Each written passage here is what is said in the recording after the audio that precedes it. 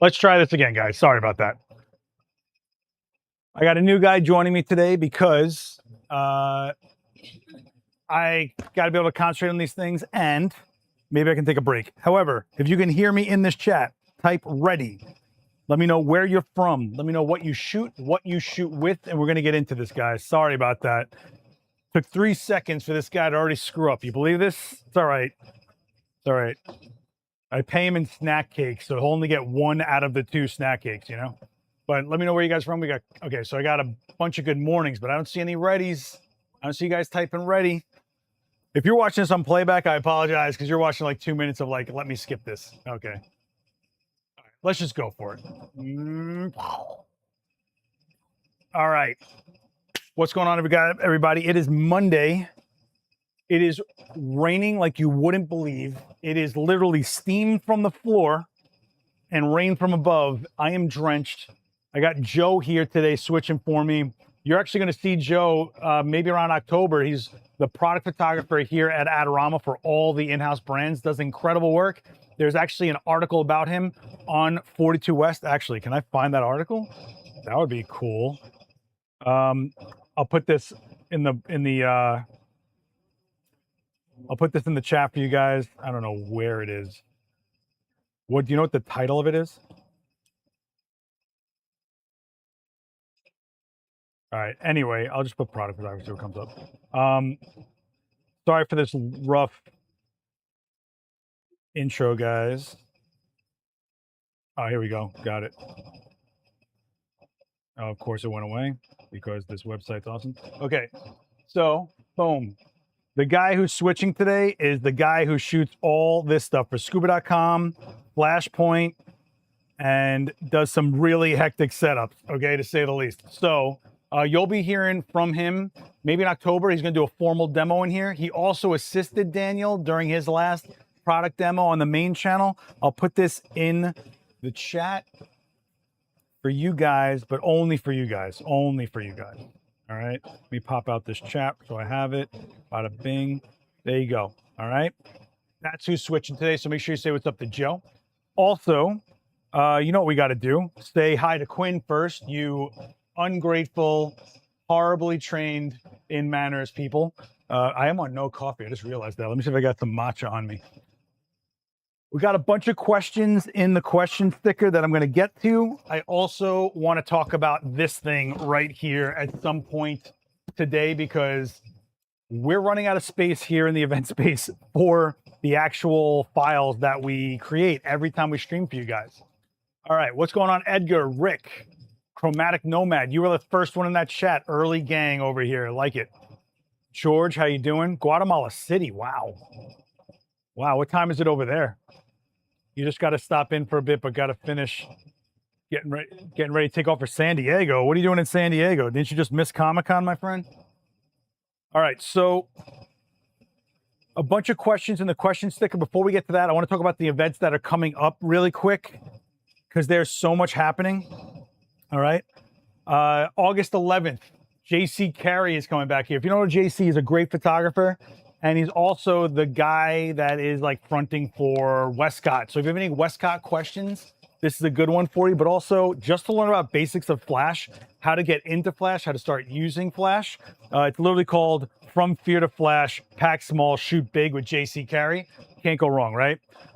Wednesday, the 12th, I am making my triumphant return, guys. So next week, I will not be doing a Monday stream, but I will be shooting live for you guys in the event space for character lighting.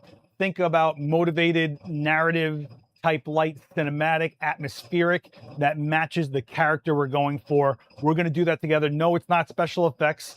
That's a whole other thing. That I probably, maybe around Halloween if you guys are good. If you guys are good. I don't know yet, okay? But hang out with me on Wednesday the 12th next week at 5 p.m. Also, in the morning, I'm going to be the guest for Coffee with Creators. Daniel Norton will be taking over for the 100th episode. This is how we celebrate, by throwing me to the wolves. But I make a lot of the people that come on the podcast do what we call a double header. Podcast in the morning, demo at night. I figured I got to put myself through it as well. So that's why I'm doing podcast in the morning at 11 a.m. Eastern on the main channel, 5 p.m. Eastern. I'm shooting live for you guys Wednesday the 12th. And it just keeps on going on from there. But if you are in New York, you're going to want to come power your workflow with Glyph Storage Solutions on the 18th. If you're wanting to know what's going on with memory, your options for memory, check out Glyph. If you are like a memory nerd, you know who Glyph is. They like make the most rugged. They have incredible guarantees and warranties. So check them out. Small Rig will be back here for a hands-on with an open table if you want to check out how you can kit out your setup and stuff like that. I'm also going to go to the events page really quick because I think the Eventbrite's a little out of whack. Thursday the 6th, that's this week. Daniel Norton is back here for Beauty Photography on a Budget. Okay, so that's in like a few days.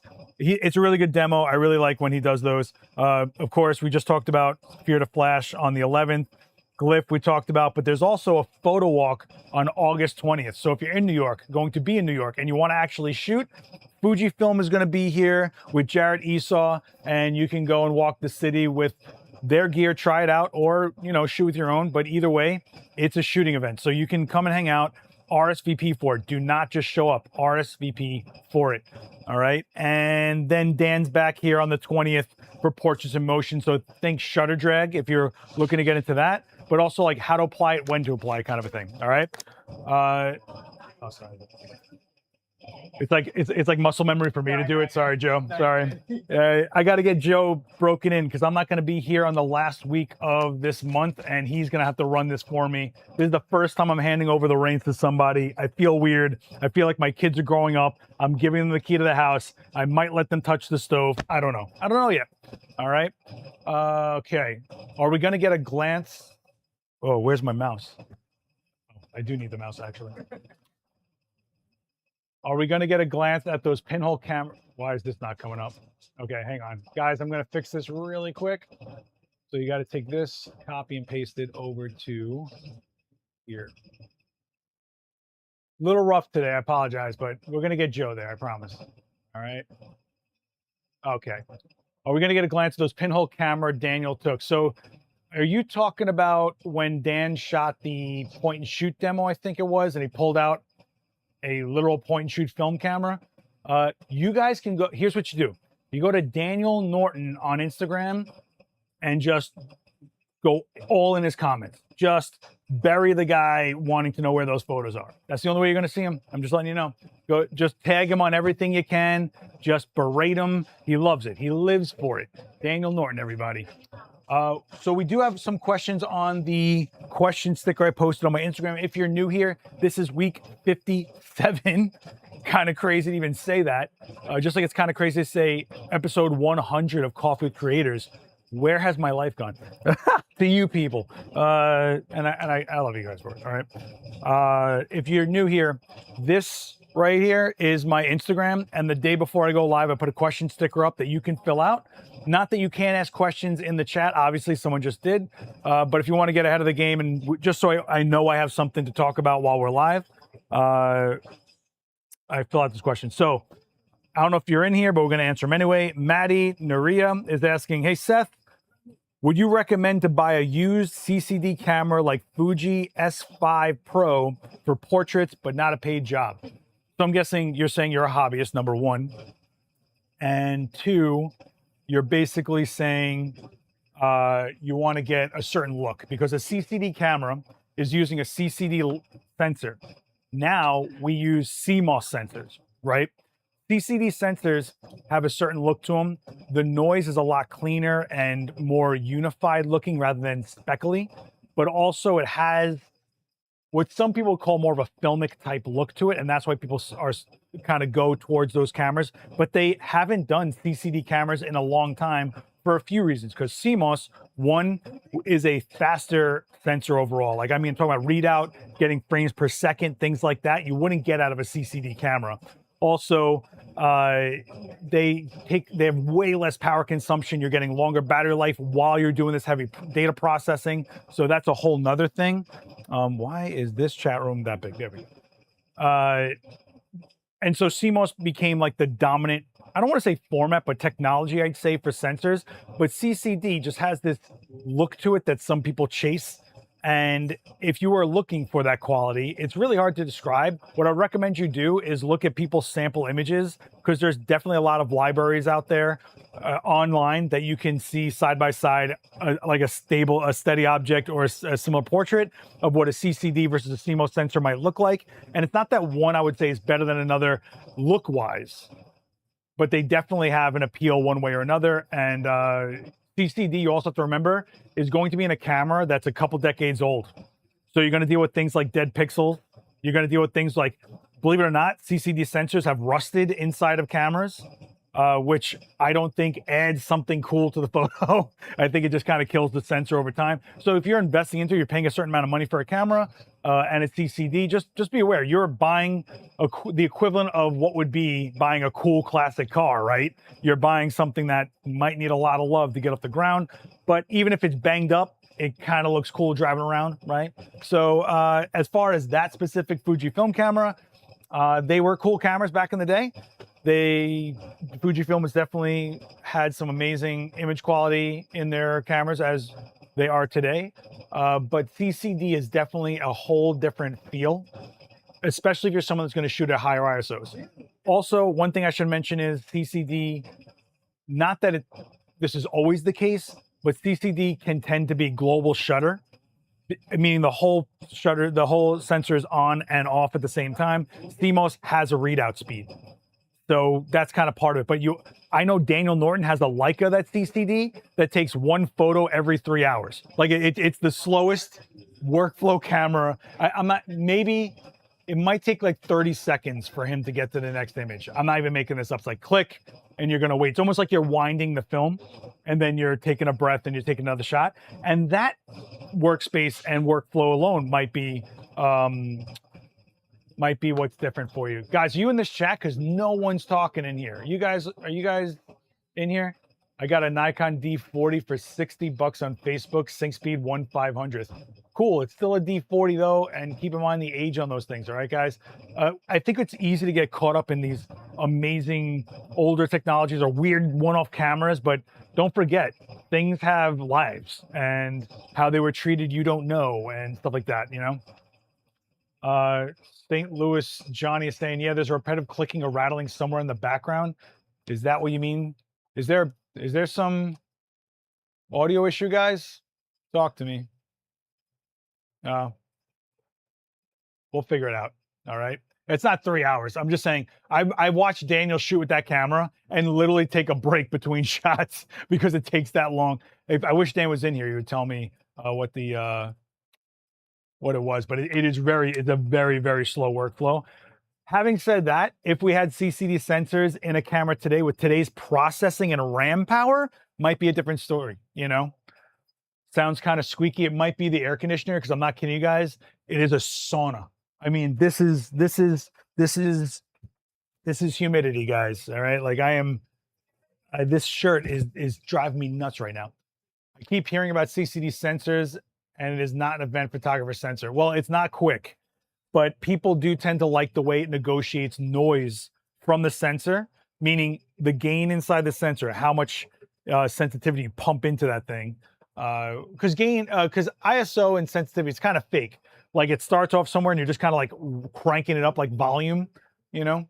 Well, actually, that's really bad. Actually, I shouldn't say gain and volume are the same thing, because they're absolutely not the same thing. But like it could blow out, and that's where you see noise. Does that make sense?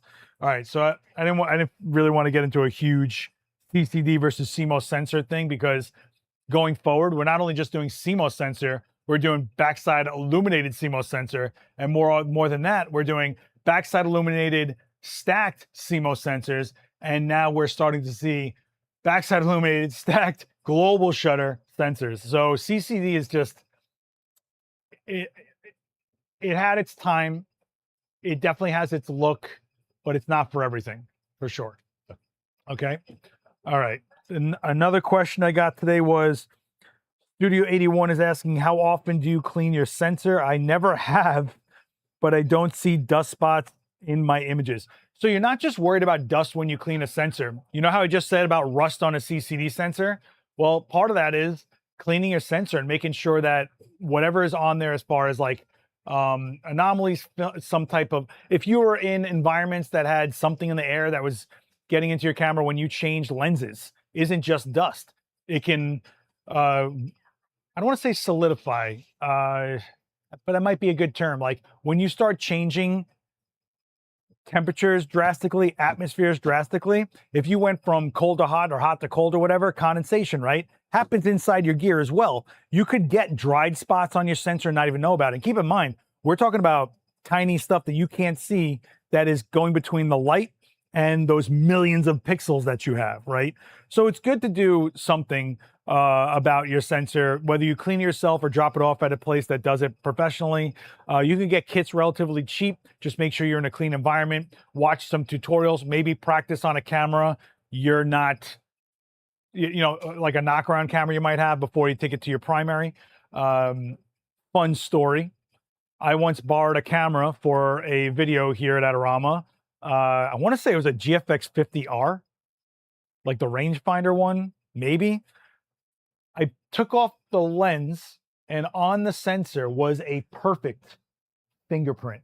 Like someone used it trying to scan their fingerprint. It was insane. So I had to clean a medium format sensor with a kit that wasn't meant for a medium format, meaning I had to be really careful the way I squeegee it. Learned a lot about cleaning sensors that moment, I'll say that.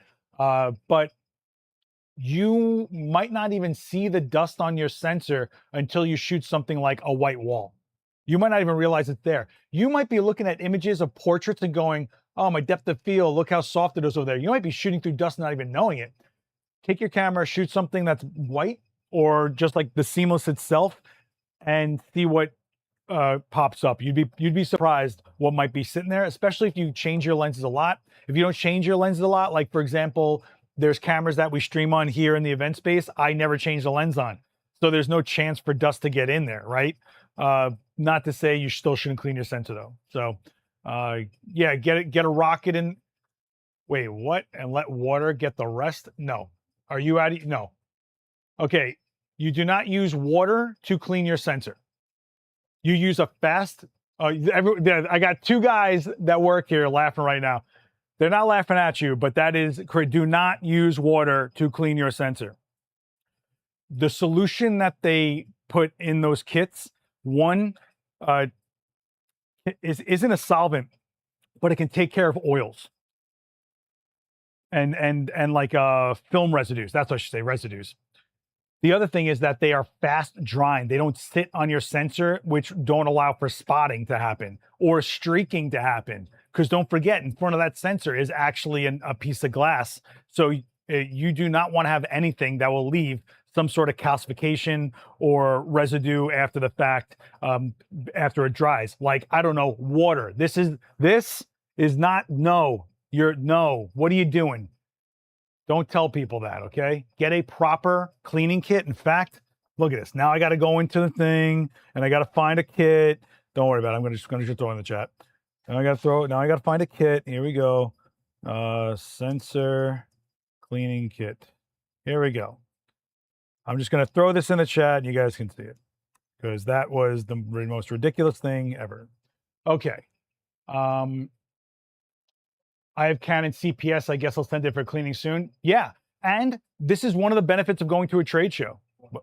What's up? Yeah, don't worry about that. That's just a preview.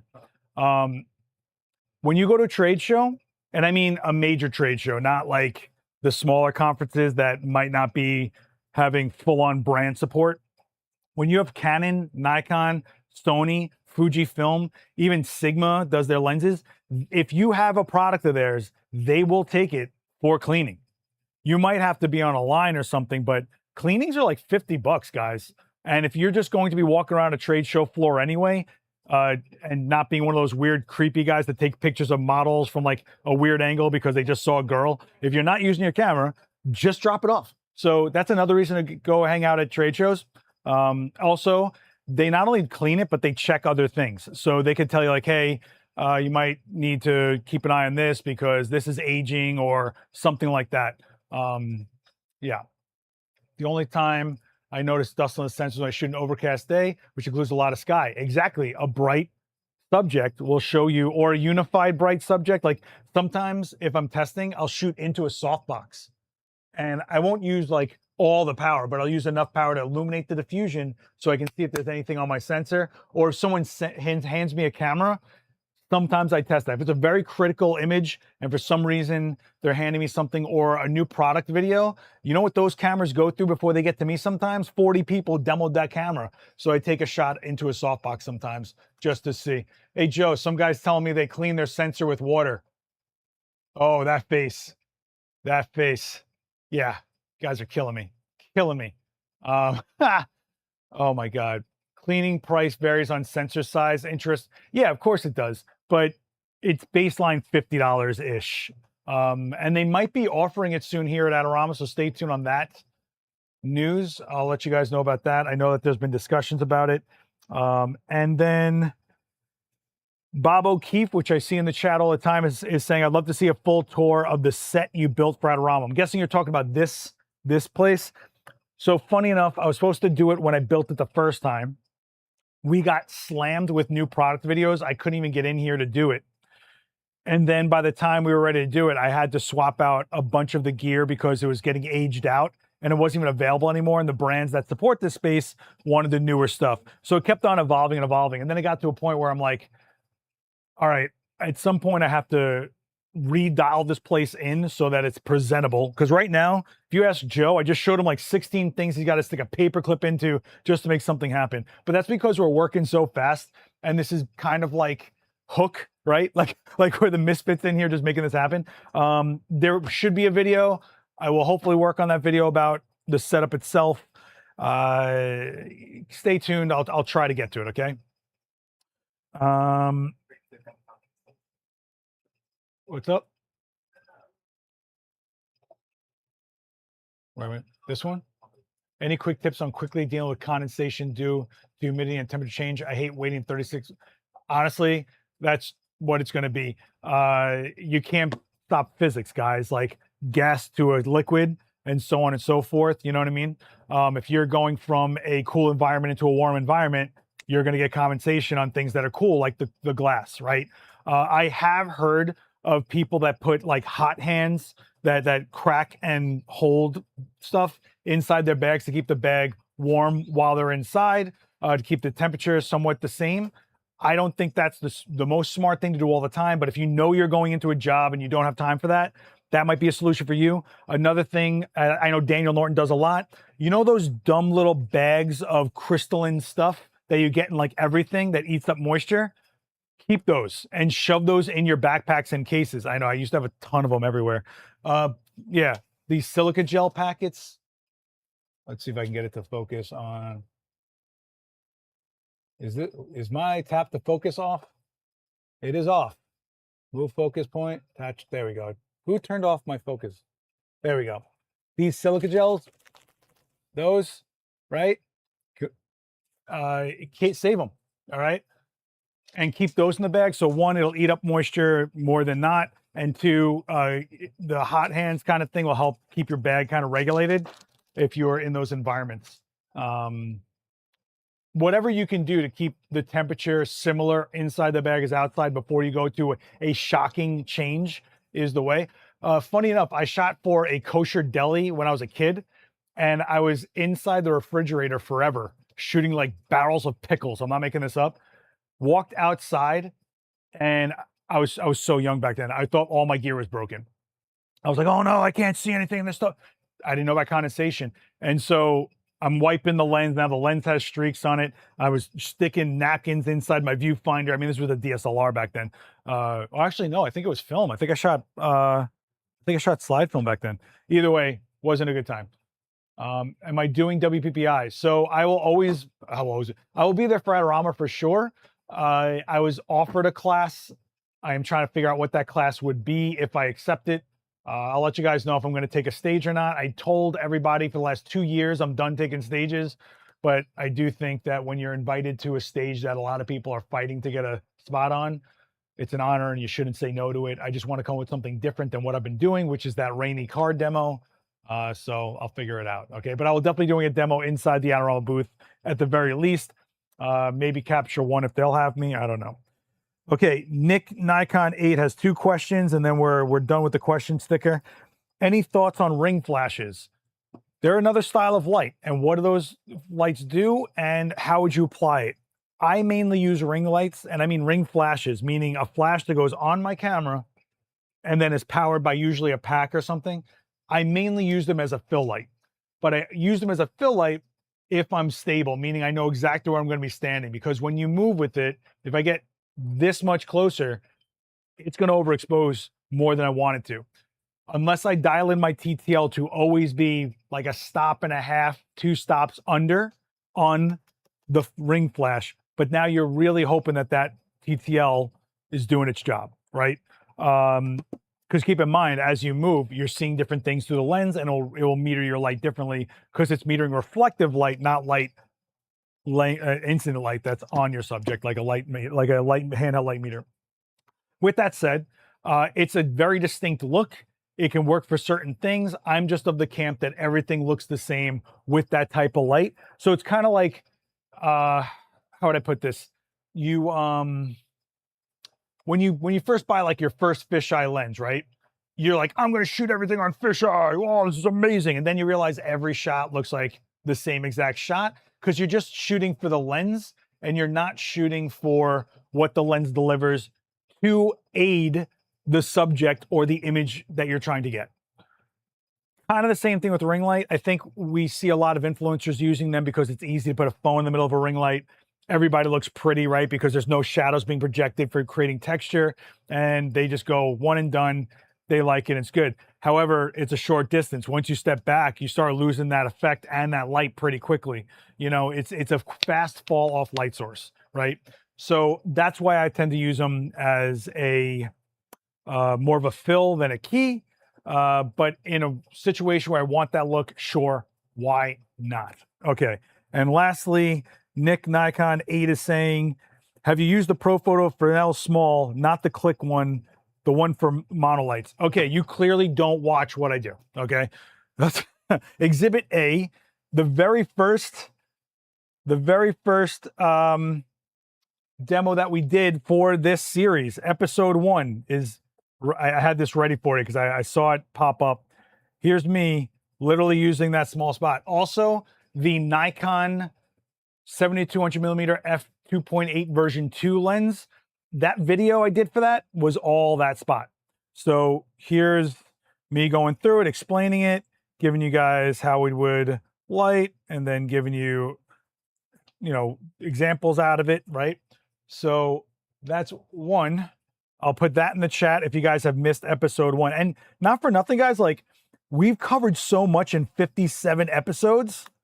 Go take a look back. All right. I'll put that link in the chat, and also Adorama, Nikon 70 to 200.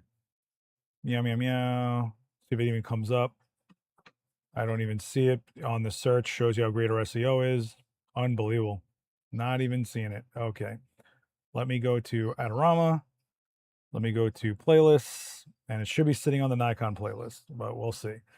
Either way, yes, I own the small Fresnel. I love it.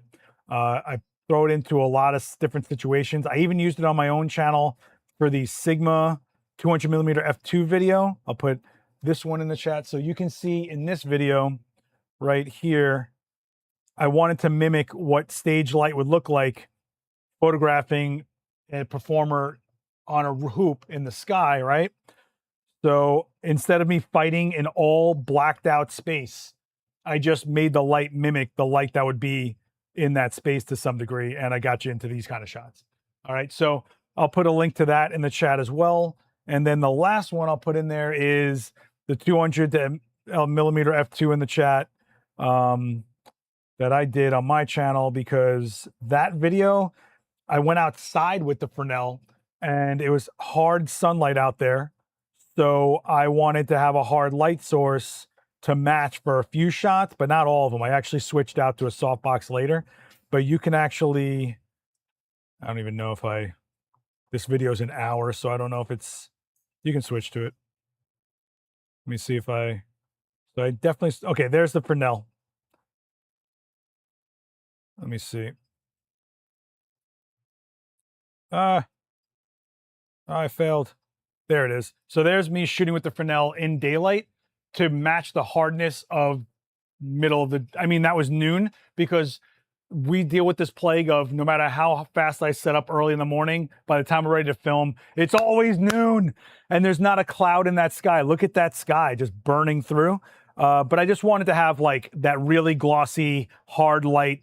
She's so beautiful. It works. Why not? And you can see on the left, like she's just kind of like basking in that sunlight. That sunlight's not there. It's behind her, right? So I made light match the light I was in, kind of. Okay. Let's get out of this. All right. So that was the question stickers. I see some questions. Thoughts on using hot lights as far as what? Whatever tool you're going to say, thoughts on using this. What are you using them for? It's like, hey, what do you think about hammers? Well, are you using screws? Because it might not be that great. Using constant lights, or what you're specifically saying, hot lights, which would be like halogen bulbs, not LED. One, if it's going to be a hot light, an actual tungsten bulb is some of the most beautiful color you will ever see. I mean, Roger Deacon is famous for this plank of wood that he makes with all just standard light sockets on it and tungsten bulbs. Because when you balance for tungsten, the color spectrum you get out of tungsten is so beautiful for skin tone. It's insane. With that said, you have to realize a few things. One, you're not going to have as much power as strobe if you're doing this for stills. Two, they're physically hot. Your talent will react to being in a hotter environment, having those kind of lights in their face for the entire way, right? So there's properties to those lights that will give you a certain look and a certain feel, but some of that might be parallel to what they actually are. It might be like right adjacent to it, like the fact that your subject actually feels the light that they're in, as opposed to strobe, which a lot of people don't have a sense of what the light's looking like or feeling like, because it only exists for a millisecond for the shot you're taking. So there's that. Are you guys with me? I feel like this chat just went dead again, and you know, we're not cool with that. There's 54 of you and 20 likes. I'm gonna need some more likes, guys. That's how I feed my family that I don't have. Or maybe I do, I don't know. Might have kids, who knows, right? I did want to talk about this though. So G-Raid was super cool and dropped this off. What am I looking at here? Well, here at the event space, every time we stream, it's data. And we record and we stream at the same time, and we stream and record in full 4K. And each stream is, give or take, somewhere in the neighborhood of 15 to 20 gigs on average. That's just the streams. Forget about the stuff that we record. Forget about the tests that we do, whatever else. This isn't just a live streaming space for us. With that said, every time you hit that button, you know, every event that you see listed is going to be 20 gigs out of me. So 5 events, that's 100 gigs. So if we do 3 classes a week on average, and you got 12, was that 3-4 weeks? So on average, you're doing 12 demos a month, and that's 20 gigs a piece. 240 gigs right there. That's how many of you guys have 500 gig hard drives or a terabyte? That's a quarter of your hard drive right there. I hope I did that math right, otherwise I'm going to sound really bad. So I was telling them about it, and we have a G-Raid here that's been here since the beginning of the event space, and it's 8 terabytes. And they were like, you know, we're coming out with a 4-bay shuttle. You might want to take a look at it. And then they just dropped it off and said, hey, we want to support the event space, and we want to make sure that you are keeping your archive library safe. Here you go. So I want to give a huge thank you to G-Raid for this. Let's talk a little bit about what raids are all about. So this is a 24 terabyte raid that's saying it's up to 1,000 megabytes a second read and 1,100 megabytes a second write, which is cool. These are 7,200 RPM mechanical drives, which is what you want, because if something fails on an SSD, good luck. If something fails mechanically on a mechanical drive, you still have an actual disk that was written and you can recover or repair. And you can swap these out. So if I do fill these up, I can physically put in other drives, right? The other thing is that this is Thunderbolt 3. So you have the mechanical drive without the bottleneck of the actual connection, which is nice, right? I'm not going to be like editing off of this. This is more for a library type case. So there is a, what was I going to say? Man, I totally lost my train of thought there. Oh, so this isn't going to be something that I need to like plug in and have actively connected to like DaVinci and run those files off of. This is just so that I can have redundancy. And when you guys are doing your backup, you want to have three backups. Your first backup, your second backup that you save, and then your third backup that's off-site in case your house burns down or something like that, all right? This is going to be right here in the event space. I also have a cloud storage that I throw very critical videos on, like stuff that I know we're going to be using for compilations or social clips or whatever. That's my other backup. Plus, I have colleagues that can like feed off of that. You know what I'm saying?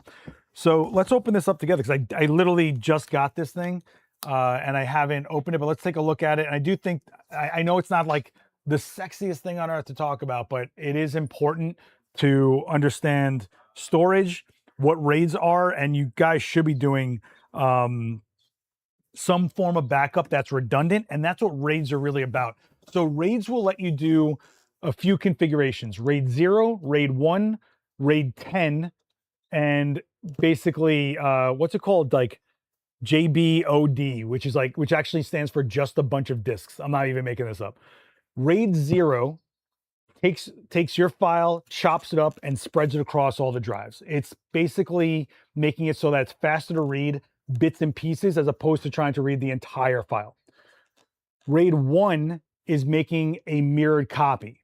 So you're actually only using half of this space. So for example, this is 4 drives in here at 24 terabytes total. That means there's 6 terabytes apiece, right?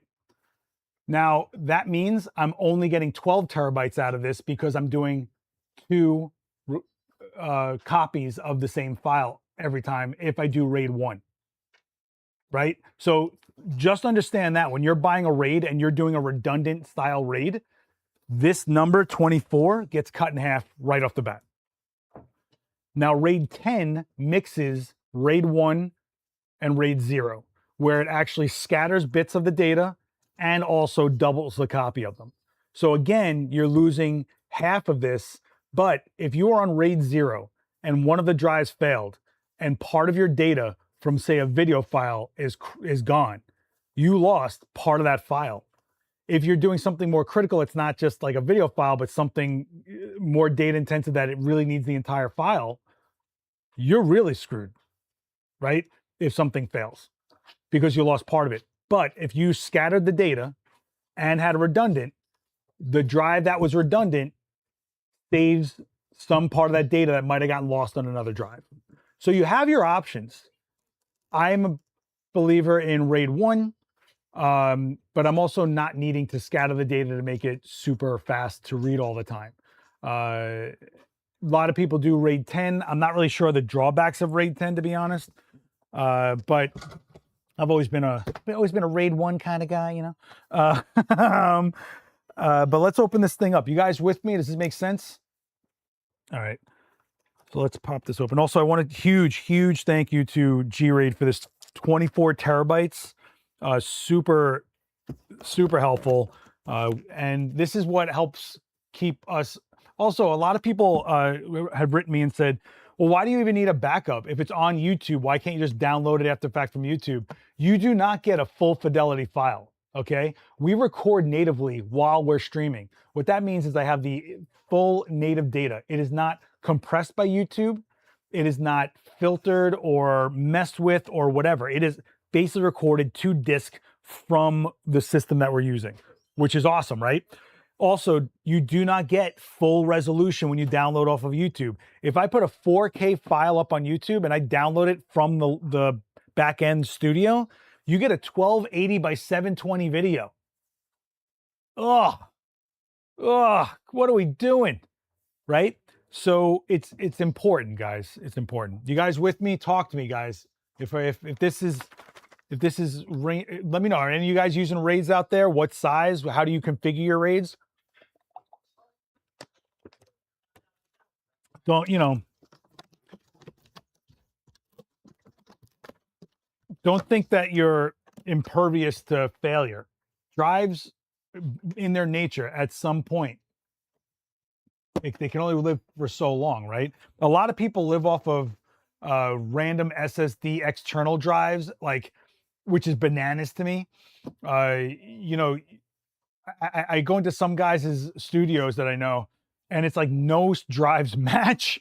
There's like eras of different drives with tape on them telling you what they are. And if that works for you, okay, but you got to realize that you might pick up an old drive one day and it might not read. What do you do then? What are you creating the work for? What are you buying those cameras for? What are you shooting for?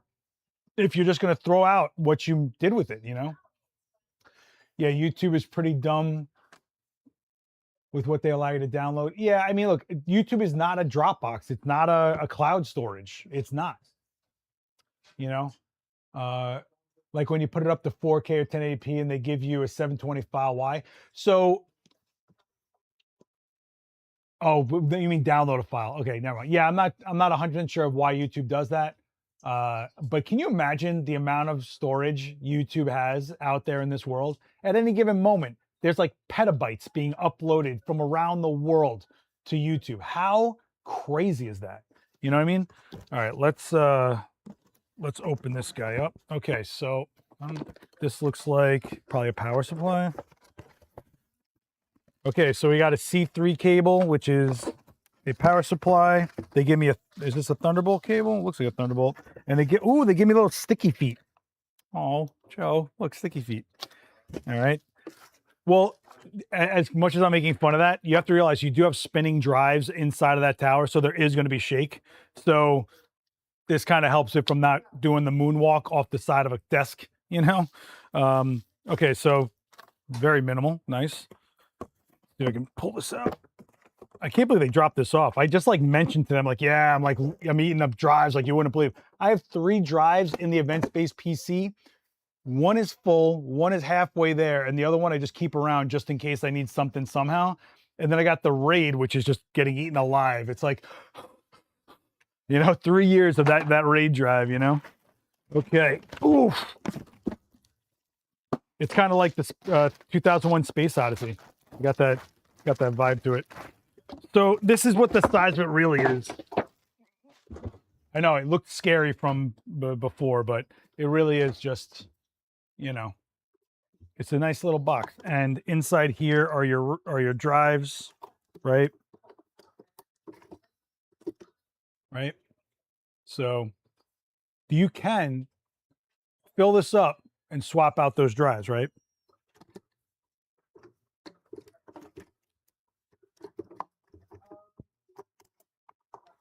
I don't know why I'm craning my neck to do this like a mook. What am I doing?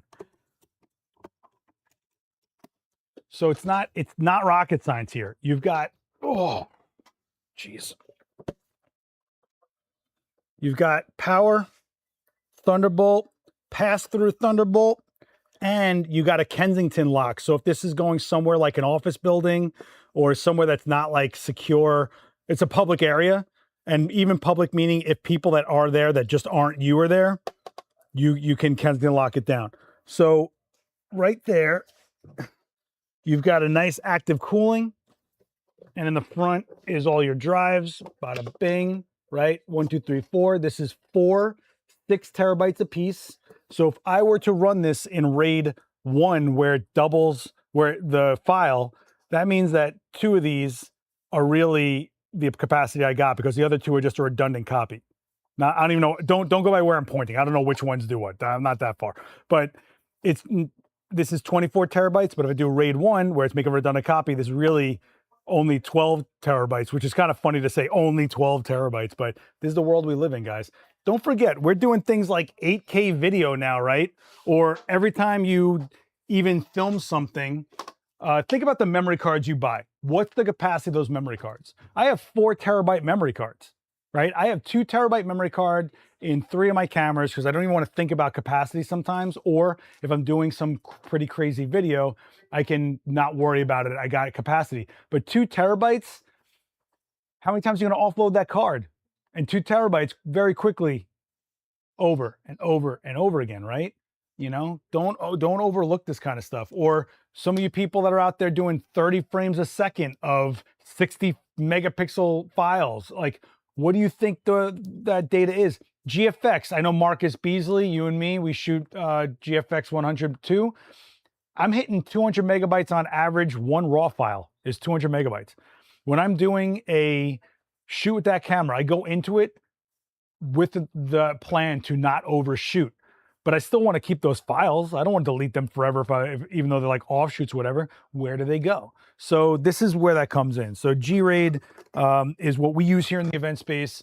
They support this event space, which means they support you guys to keep this place together and this channel, where you might see things like where I upload, 2 demos together, or like the 8-hour live stream.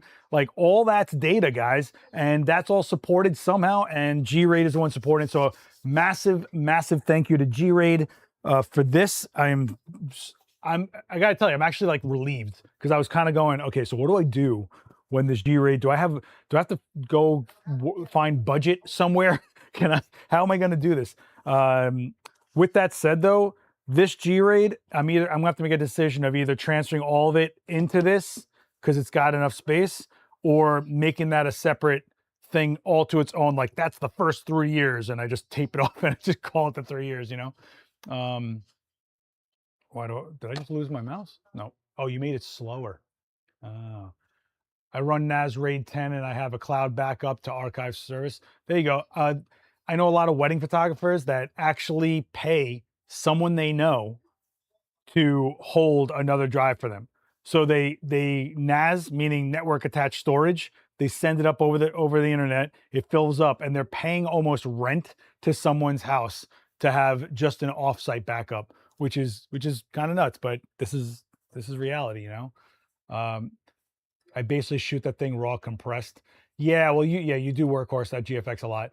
I let that thing, I pull out my GFX with the idea of I want image quality. That's why I pull that camera out, and the look of the lenses and the framing of it, and the color and the depth. Okay, anyway, but I take that, I don't want to compress anything, and just because of storage space. So although we are in a world where we're dealing with a lot of storage issues right now, right?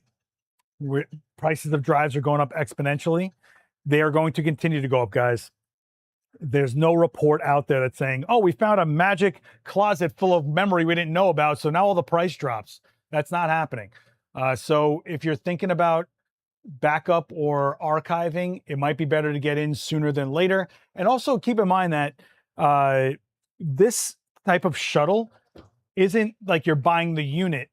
You're buying the unit once. And again, I don't care what you guys buy, but I'm just saying, like, if you're investing into the unit, you're then buying mechanical hard drives going forward. Like, you don't replace this. Like, all those external SSDs that you guys buy, like, you're buying another one of those. This, you're taking this hard drive out and you're replacing it with another one, but not buying a full tower. Would you call this a tower? Yep. Yeah. Man, how clean is this? Black on black. Beautiful. I mean, it's, it'll be heavier once you fill it up. Sure. How many of you guys are worried about archiving your stuff? I have kids in here that come to classes that I'm not even making this up. They use low-cost laptops as if they're storage spaces. Once they fill that up, they go and get like another low-cost laptop. I'm like, what are you doing?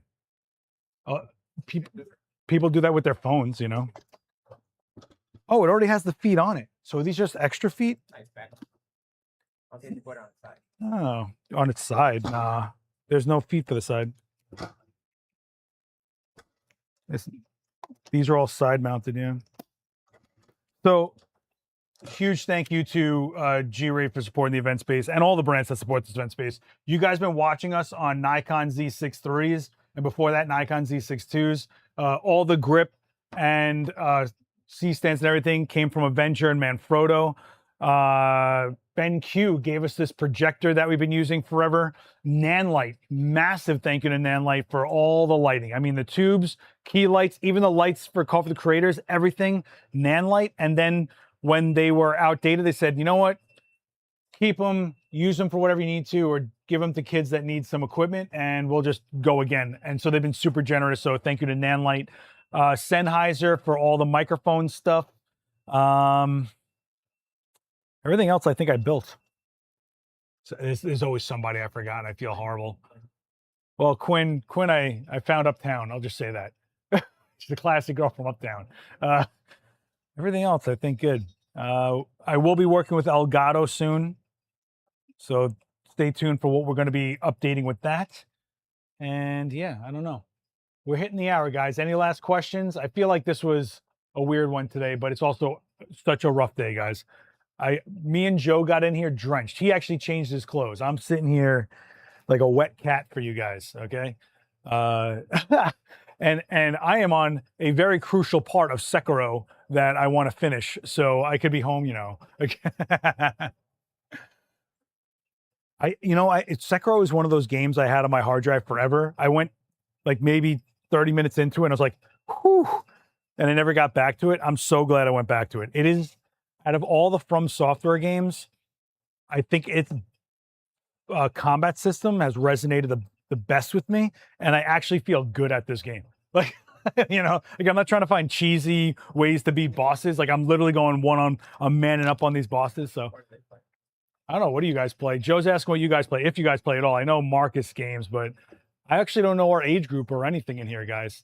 I have to speed this up. Here we go. All right. Whoa, Richard Chu with a Pentax K32, K12, and a 645D. Woo! All right, and then shoots an Olympus OM1 out of nowhere. All right, nice. All right. Yes, the Headless Ape fight is awesome. I had a lot of fun with the Headless Ape, for sure. Bloodborne is incredible, but it is way harder than Sekiro, in my opinion. And you have to be aggressive the whole way. Plus, you're dealing with dumb stuff like jump scares. In Sekiro, you don't really deal with like, oh, something might just crash through this window and jump me. You know, you deal with some ninja stuff, but you don't deal with like at any time something's going to pounce me. I don't feel that. It is beautiful, by the way, like really, really beautiful. And this is from PlayStation 4 era, I think. Like, oh, forget about it. I think it's Game of the Year right now. Game of the Year edition is out right now or something like that. Now they're talking. I'm playing Elden Ring with a Faith character. I will not build out a Faith character. But Elden Ring is incredible. The DLC was amazing. The first time you walk out into that field of all these ghost gravestones, it is like so gorgeous. And what's that Cerulean Coast, the blue area? Wow. And Saint Trina, one of the most beautifully designed characters I've seen in a long time. From Software, you can't help but love these games when you realize how much they thought it out and how much they put into it themselves. Unreal, man. I've been playing since Kingsfield on the PS1. Jeez. Oh, man. So, From Soft Games, I got to tell you, when you try to introduce someone new to them, they're like, I don't get this. I'm like literally being abused. And you're like, yeah. But then you feel amazing when you got past it. The one thing From Software Games will teach you that no one talks about is it's a metaphor for life. Those bosses will always have an edge on you with strength, speed, abilities, whatever. But the one edge they don't have, that the only edge you need is, you only got to win once. They've got to win forever, right? And once you figure out a way to get past that, it's like anything else in life. You just needed that one time to get through it, you know? So Fallout games are my favorite. So they're redoing New Vegas, I heard, which is going to be awesome. You're playing boring then? Faith has so many great spells. I'm not a spell guy. Well, I will say Elden Ring's easy mode is if you make a spell like a mage kind of character and you build up your intelligence. Yeah, you get easy mode. Some of us want to knuckle up. All right, that's all I'll say about that. All right, and Elden Ring was such a journey. Like you never got bored, and I think that was the moment From Software really cracked their own code, where if something is too difficult, you can just turn around and go to another area. Before that, in other Souls games, like you were stuck, dude. and then everyone on Reddit is telling you how horrible you are and you should just get better. It's like, psh, fail again and again, but keep getting up and trying again. And then you really have a clarity moment. And then when you beat a boss, you're like, why was that so much easier? Because you took a second and the only thing that changed was you, your timing, your observation of how they attack, the pattern recognition. Like, I don't know, man. Like, there's definitely times I go home and I'm like, I have no energy or ambition to play a From Software game. Like, it's work. But man, do you feel great. The other week I beat the Corrupted Monk. I left my house like skipping. All right. I was like, no one could touch me. Like, hit me with a car. You will not stop me. But what games give you that feel? You know what I mean? So they're just pixels on a screen you're messing with. But there's something about FromSoft games, and their lore is so much fun to jump into. All the channels, when it's got that like Red Dead 2 kind of thing going on, you know, which we got GTA 6 coming up, you know. Man, we should start the Adorama Twitch channel over again, play some Elden Ring, huh? Well, what's that Elden Ring game that's like a group game? Night Rain? Yeah. No. Oh. That is not, it's not like Elden Ring with yeah, but it's like a speed run. It doesn't feel like Elden Ring, you know? It's like breaking mental barriers with not even thinking how to do it. It just happens. Yeah, it's just, I don't know. I think it's like you earn it and you feel good about it. And that's when the game isn't just like I turn it on and turn it off and nothing matters. Like, your headspace actually changes once you get through something really difficult. And then the next area is always more beautiful and always really well designed. And the characters are so detailed. And you're just like, who thought of this? Who thought of this? No, or like an item you have says like, oh, there's a red spot on the left corner of this guy's bow tie, and then it turns into this massive lore reveal that you didn't realize. Wolverine looks awesome. It does. I am hoping it's everything we hope it could be. Believe me, I hope it is. I do think it might feel a little too linear, but you can't do open world. He doesn't have the transversal.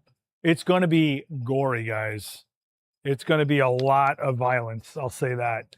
I don't know how they're going to stream it, how people are going to actually make videos about it.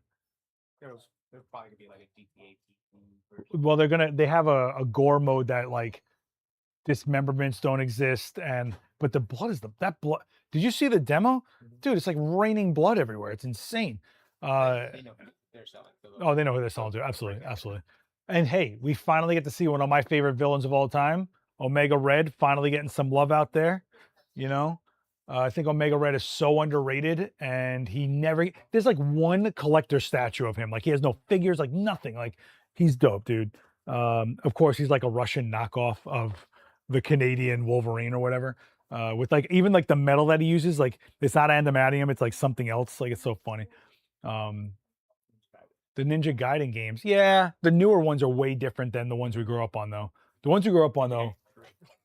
Dude, I just remember in pizzerias, there was always a Ninja Gaiden game. It was like a Neo Geo game, and it had like 16 games. Like Shinobi. Yeah, Shinobi. Yeah, and like the stick would be so greasy, you would have the hardest time playing Ninja Gaiden. I just remember the first boss. I'm like, and you're getting like napkins trying to like blot it up.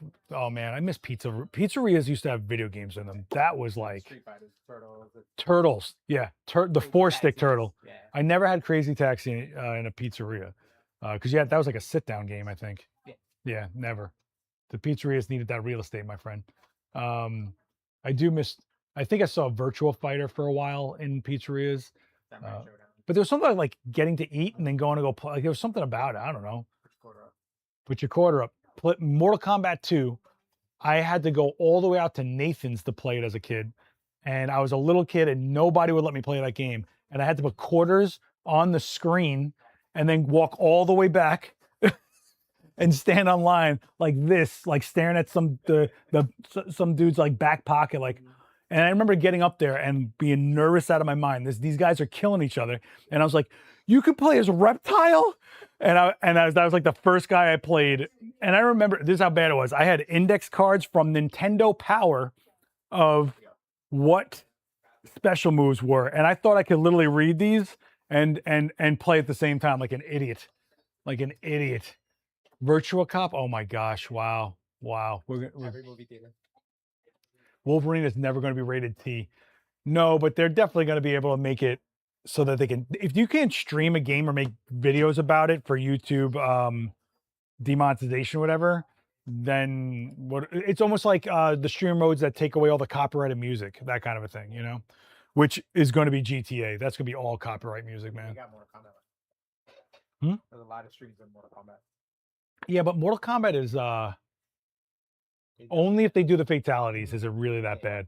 Everything else is just like a spray. Mhm. The Wolverine demo was bananas, man. I saw that, I was like, this is gameplay. I was like, okay, all right. Great idea for a photo shoot. All right, guys, we're at the hour. Last call for questions. Last call. I know I'm on a delay. Don't forget, next week I am not doing the Monday stream. I'm just going all in on a character demo on Wednesday. So Wednesday the 12th, I'm going to be a guest on Coffee Creators. Daniel Norton is going to be driving. I'm not making this up. Something's probably going to break. Something's going to go down. He's going to drive me crazy. But that is the 100th episode of Coffee Creators. And then that evening, 5 p.m., I'll be shooting live. Hopefully I'm doing a better demo than my last one. That last demo, I keep thinking about it. It just was not my best, but I would like to think, no ego, even my worst demos are still pretty all right. I'd like to think, you know. I just don't do well in the summer. This humid heat, I just can't think. That was a long day. That was horrible, horrible. And you guys got to realize when I do those demos, it's after being in like 40 meetings upstairs about everything we're doing for the channel or a video I do for something else. It's like, your headspace is just not there. All right. Other than that, guys, Daniel will be here on Thursday, the 6th, doing beauty photography on a budget. Very cool demo, talking more about the principles of light. How do we get there without having to like go buy a beauty dish or whatever? So we'll be talking about your options as far as gear goes, and maybe even some DIY stuff. I don't know. Maybe. I don't know. After that, from Fear to Flash, JC Carey will be here. There's also a photo walk later this month. There's more stuff being added. This space is booked till October, guys, or even past October. I don't know. If you're in New York and you're a photographer going to Anime NYC and you paid that $100 that they're asking you guys to pay to shoot there, I'm going to be there on the Saturday and I'm going to do a video about it. So I want to hear your thoughts on it. Grab me if you see me. Let me know what is going through your heads with that, because I think that's crazy. They threw those kids out last year and now they're charging them $100. It's so nuts. So nuts. Thank you, Rob Z. Oh man, Bobby Z, you were there for the whole thing, man. Bob Z's one of the goats of the chat room, guys. I'm trying to think, is there something else I gotta promote? I don't know, guys. We're at 153,000 subscribers on this channel. Can you believe that? We were trying to get to 100,000. I remember we were trying to get to 10,000. So thank you guys for that. Let's see if we get to 250. If we get to 250, we can get to 5. If I get to 5, I might be able to get this channel to 1 million, and that means we get it to 1 million. Okay, guys? Be good to each other. I'm going to pack this out, try to get home, and I don't know, take a shower. I feel, dude, you ever, it's that kind of heat and humidity that nothing dries. Like I am not, this is not happening. This is not happening. Guys, I will see you Wednesday. Remy Morales is my guest. He is a aerial drone photographer. Some really wild stuff. Should be a great conversation. And then I'll see you on Thursday for Daniel. But till then, hit like. If you are watching this on playback, type in Spumoni. Let me know you made it this far. If you don't know what Spumoni is, you're having a horrible life. You are not living life. You need to know what Spumoni is. I can't believe, and real Spumoni. Real Spumoni. All right. All right, guys. I will see you on the next one. Be good to each other later.